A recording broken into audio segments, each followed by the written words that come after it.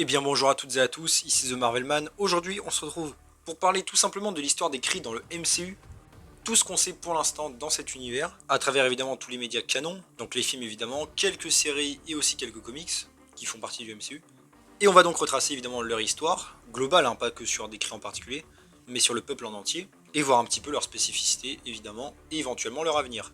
Et je tiens à préciser évidemment que du coup dans cette vidéo, il y aura du spoil évidemment pour pas mal de films du MCU, en particulier les Gardiens de la Galaxie, mais aussi évidemment le nouveau film The Marvels, dont une critique est évidemment disponible sur la chaîne, donc je préviens quand même évidemment que si vous n'avez pas vu le film, voilà.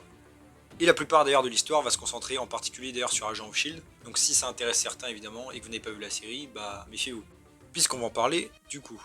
Mais donc commençons tout de suite, alors rappelons évidemment en général que les Kree sont une race humanoïde, assez stricte et militaire, et qu'ils possèdent l'Empire Kree, car à la base ils habitent sur une seule planète, Ala, mais se sont ensuite dispersés dans la galaxie en conquérant des mondes. Donc forcément ce peuple n'est pas vraiment allié avec les autres, étant plutôt en froid de ce qu'on sait avec les Asgardiens, qui les considèrent comme des sauvages, mais aussi avec deux autres peuples, en particulier évidemment les Skrulls, dont on va reparler après, mais aussi l'Empire Nova, qui est donc un empire ennemi, et d'ailleurs avec lesquels ils ont été en guerre pendant 1000 ans. Mais donc pour entrer dans le plus concret, la première vraiment histoire mêlée aux Kree remonte à un flashback de la Terre, il y a donc plus de 5000 ans. En effet, les Kree étaient donc évidemment en guerre contre un peuple inconnu, et les Kree n'avaient au final pas beaucoup de chances de gagner, ce qui a donc causé des divisions internes sur la manière de procéder. Et ensuite on sait que deux Kree, qui s'appelaient donc les Reapers, ont envoyé en fait des équipes scientifiques à travers différentes races extraterrestres, afin de créer des armes biologiques pour faire une armée. Malheureusement pour eux, ils n'ont pas eu de chance et les armes n'ont pas fonctionné, les expériences sur les êtres vivants, jusqu'à ce qu'ils tombent du coup sur la Terre. En effet, les Kree avaient créé un procédé de modification organique qui consistait donc à exposer des êtres vivants à une brume libérée par un cristal tératogène. Et en fait, cette brume déclenchait une mutation génétique, permettant donc, en tout cas c'était le but, à des sujets d'obtenir des capacités surhumaines uniques. Et d'ailleurs, par rapport aux cristaux tératogènes, comme moyen de transport, ils ont créé des devins, qui sont en fait comme des boîtes au final, technologiques, qui ne s'ouvrent qu'au contact des inhumains. En tout cas s'allument, et quand ils s'allument, ils dessinent en fait le plan d'une carte, d'une ville, que les Kree avaient en fait bâtie sous terre, utilisée comme base à l'époque, sous Porto Rico en fait. Cependant, l'Empire Kree en attendant, avait découvert en fait l'opération illégale des Reapers, car comme je l'ai dit, ce n'était pas autorisé, c'était une division entre les Kree de faire ça. Et du coup, l'Empire en fait voulait mettre fin à tout ça, et en particulier aux créations, pour pas qu'un jour ça se retourne contre eux. Et leur crainte s'est plutôt confirmée, car en fait, le tout premier inhumain, qui a donc été transformé avec succès, était en fait un chasseur maya connu sous le nom d'Alveus, et donc ce premier inhumain avait en fait été destiné à commander l'armée inhumaine des Kree. Cependant, Hive s'est rebellé contre les Kree et les a chassés de la Terre avec son armée, laissant donc sur Terre les devins qui contenaient les cristaux tératogènes restants, ainsi qu'un cadavre d'un des Kree. Par la suite, l'Empire du coup Kree qui voulait se débarrasser des inhumains, ont ramené un monolithe sur Terre, un monolithe de leur création. Alors évidemment, je vais en l'expliquer un petit peu. C'est une espèce de pierre solide qui par moment en fait se transforme en liquide qui absorbe des gens et les amène sur une autre planète, comme un système de téléportation au final. Sauf que ce monolithe était exprès conçu pour les envoyer sur une planète désertique, bref, avec aucun espoir de revenir quoi, en gros. Mais de ce qu'on sait, le monolithe en fait est resté sur Terre, et il a été récupéré par les inhumains et ils l'ont utilisé pour d'autres choses, dont on parlera dans une autre vidéo. Ensuite, bien plus tard, des siècles plus tard, on sait que le cadavre du Kree qui était resté sur Terre, ainsi que du coup les devins, en tout cas un des devins, ont été découverts du coup par les habitants d'un village en Chine, et ils sont ensuite tombés entre les mains de Hydra, puis récupérés après par la section scientifique de réserve, qui est au final devenu évidemment le Shield. Et évidemment, ça on en reparlera plus tard, mais ça a servi à beaucoup de choses. Et aussi par ailleurs, après tous ces événements, au cours des siècles, les Kree sont devenus une légende pour les humains, et ils étaient décrits comme les anges bleus venant du ciel. Expression qui sera reprise pas mal par Hydra et les Inhumains. Ensuite, on entame donc la période de la guerre Kree-Skrull, car en effet, une guerre a éclaté qui a duré pareil plusieurs siècles au final, où en fait les Kree ont créé une propagande visant à faire passer les Skrulls pour des monstres, qui utilisent leur capacité du coup de déguisement, de changement d'apparence pour tromper l'ennemi et infiltrer les civilisations de l'intérieur, tandis que les Kree, eux, évidemment, se décrivaient comme des héros forts, nobles et altruistes, qui venaient libérer l'univers, on va dire, de cette vermine. Seulement, en réalité, les Skrulls avaient tout simplement refusé de se soumettre à l'Empire Kree, et les Kree, du coup, l'ont mal pris et ont détruit leur planète. Ce qui a envoyé, du coup, les survivants dans plein d'endroits de la galaxie, et les Kree les poursuivaient évidemment pour les exterminer. C'est ensuite qu'un jour, on a la Kree Mar-Vell, qui faisait partie évidemment de l'Empire Kree, qui en a eu marre de l'injustice quand elle a découvert ce qui se passait vraiment, et elle est allée sur Terre, du coup en infiltration, et a utilisé le Tesseract, qui était donc aux mains du Shield, pour créer un moteur supraluminique pour permettre aux Kree du coup de s'enfuir très rapidement et trouver une nouvelle maison très très loin des Kree. Cependant évidemment, avant que son œuvre on va dire puisse être accomplie, elle a été retrouvée par la Star Force et s'est fait tuer par Yon-Rogg, qui est un autre Kree, et elle est décédée. Cependant, évidemment vous le savez pendant cette histoire-là, Mar-Vell s'était fait une alliée sur Terre, une amie, qui était tout simplement Carol Danvers, qui était une pilote dans l'armée américaine, et qui s'est trouvée justement sur les lieux pendant toute l'action, avec le crash, la mort de Mar-Vell et l'exécution. Et Carol a en fait détruit le moteur supraluminique, ce qui l'a aspergé de radiation liée d'ailleurs au Tesseract, ce qui l'a d'ailleurs plus ou moins tué. Mais elle a été récupérée du coup par Yon-Rogg et la Star Force, et a été ramenée du coup sur la planète Hala, planète des Kree, où Yon-Rogg lui a fait une transfusion pour la ramener à la vie. Car ça on va en reparler plus tard, mais en fait le sang des Kree peut réanimer. Et par la suite vous connaissez un peu la chanson, Carol Danvers du coup s'est fait effacer la mémoire, et avec ses nouveaux pouvoirs liés à son ADN Kree, plus la fusion avec le moteur supraluminique, a rejoint l'équipe de la Star Force, et Yon-Rogg est devenu son mentor. Et évidemment elle est devenue donc une guerrière Kree, obéissant et chassant les Skrulls, en toute logique. D'ailleurs, évidemment je le case ici, mais les Kree en tout cas à cette période, étaient dirigés par l'intelligence suprême, qui est donc une intelligence artificielle, qui domine tous les Kree et leur donne les instructions. D'ailleurs, on ne sait pas sa véritable apparence, en tout cas pas à première vue, puisque quand on lui parle, on la voit dans sa tête et elle prend l'apparence de quelqu'un qu'on respecte et qu'on admire. Par la suite, du coup, on a eu quelques histoires annexes dans une nouvelle canon, donc comme un petit roman quoi, qui nous ont décrit quelques missions que Carol a fait avec la Star Force, où ils ont traqué du coup des Skrulls sur Aphos Prime, avant d'en capturer un et le ramener d'ailleurs sur Hala pour qu'il soit interrogé. On sait aussi que pendant ce temps-là, il y avait toujours la guerre entre les Kree et les Nova qui continuait, du coup ils menaient deux guerres à la fois, ce qui a conduit aussi Carol Danvers à faire quelques missions d'infiltration sur les Nova Corps qui avaient une nouvelle arme. Bref, il s'est passé pas mal de temps. Mais ensuite, comme vous le savez par rapport au film Captain Marvel, lors d'une mission, le problème c'est que Carol s'est fait capturer par des Skrulls qui ont commencé à fouiller sa mémoire, et Carol a commencé à découvrir du coup toute la vérité sur sa véritable identité, sur Mar-Vell, et sur le fait que les Kree l'avaient capturé et l'obligeaient entre guillemets à combattre des Skrulls. Et donc comme vous le savez, elle s'est retournée contre eux, en détruisant d'ailleurs pas mal de flottes, faisant même peur à Ronan l'accusateur, dont on va reparler après, et est partie du coup aider les Skrulls à retrouver un nouveau foyer. Mais ce qu'on ne savait pas, et qu'on a appris du coup dans The Marvels, c'est que Carol avait promis, et avait dit à Yon-Rogg de le dire, qu'elle allait revenir sur Hala s'occuper de l'intelligence suprême. Ce qu'elle a fait, en effet elle est retournée sur Hala et a détruit l'intelligence, devant les yeux de Dar-Benn, qui était une scientifique Kree. Et le problème de ce geste, et ça on l'a découvert que maintenant, c'est qu'il a entraîné on va dire, un problème de hiérarchie au sein des Kree. Ayant perdu leur guide, il y a une guerre civile qui a éclaté. Ce qui fait que du coup les Kree, pour résumer, enchaînaient la guerre avec les Skrulls, la guerre avec les Nova, mais aussi une guerre civile entre eux. Et comme on le découvre dans The Marvels, même si ça a pris des années 90, 95 pour être précis, jusqu'à 2025, plus ou moins, la planète s'est fait ravager, perdant au fur et à mesure son atmosphère respirable, ses océans et aussi son soleil. Ce qui a contribué à créer une figure par rapport à Carol Danvers, de démon j'allais dire, de destructrice, et donc elle est évidemment haïe et crainte par les Kree. Et on va en reparler, mais du coup, Dar-Benn, entre-temps, elle a essayé de trouver des solutions pour sa planète. Mais ça, on va y revenir plus tard. Entre-temps, donc plus tard, vers 2012, à l'époque des événements de Avengers 1, Phil Coulson est décédé des mains de Loki. Ça, évidemment, vous le savez. Mais il a ensuite été transféré par Nick Fury dans un endroit secret, et lui a fait appliquer le protocole Tahiti, qui considérait en fait à se servir du cadavre du Kree dont on a parlé plus tôt dans la vidéo, et de se servir de son sang pour le ramener à la vie. Ils avaient en effet fait d'autres expériences qui avaient fonctionné.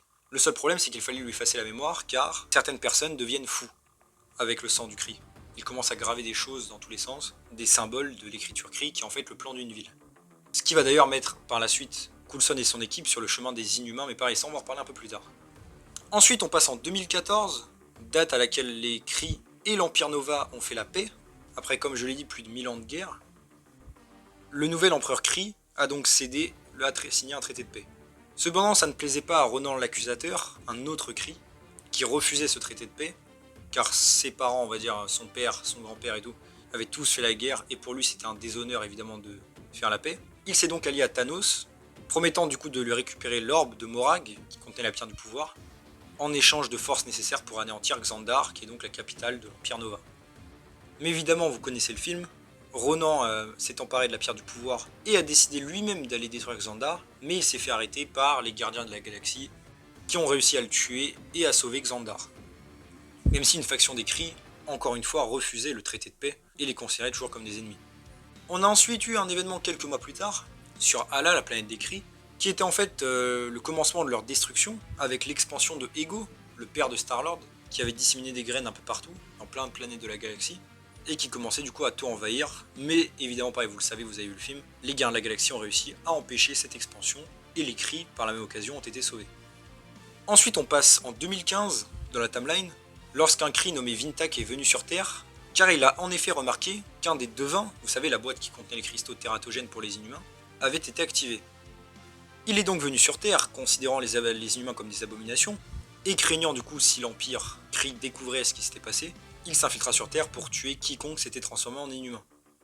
En arrivant sur Terre, il a d'ailleurs découvert qu'une boîte qui contenait à l'époque plein de devins avait été volée.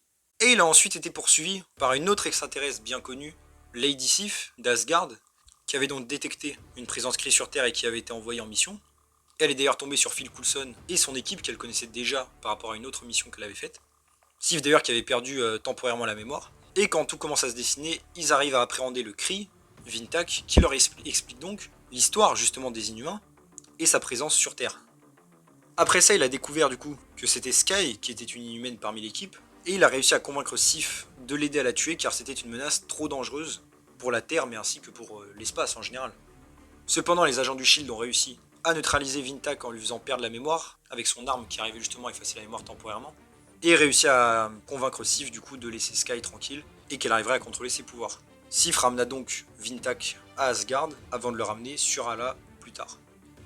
Par la suite, encore plus tard en 2016, le premier inhumain Hive, dont on a parlé plus tôt dans les vidéos, avait réussi à revenir sur Terre. Bon bref, je vous épargne encore une fois l'histoire puisqu'elle sera consacrée à une autre vidéo. Mais en gros, Hive voulait recréer du coup des nouveaux inhumains, refaire les expériences on va dire originelles. Le seul problème c'est que pour cette expérience, il avait besoin de sang de Kree vivants. Il a donc utilisé un appareil, une espèce de balise radio, qui a en fait invoqué les Kree Reapers, vous savez dont on a parlé au tout début de la vidéo, qui étaient venus sur Terre, car en fait ils étaient en orbite dans le système solaire depuis des siècles. Les Kree sont donc arrivés sur Terre, et s'en est suivi donc un combat entre d'un côté l'équipe du SHIELD et de l'autre côté l'équipe de Hive, avec des inhumains, ce qui a au final mené à la mort des deux Kree restants. J'allais dire les Kree originaux qui avaient créé les inhumains.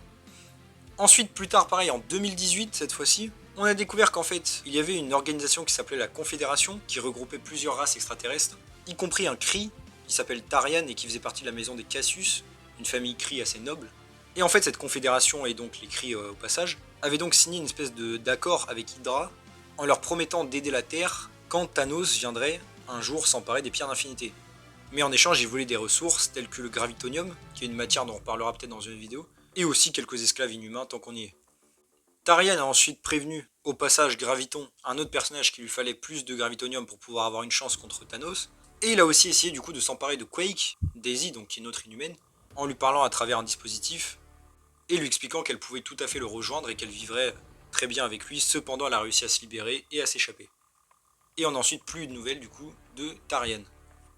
Par la suite on a eu quelques informations, en effet dans Far From Home, donc en 2024, on a appris par Talos qu'il y avait des cellules dormantes Kree sur Terre, sans en savoir plus, donc il devait y avoir des espions.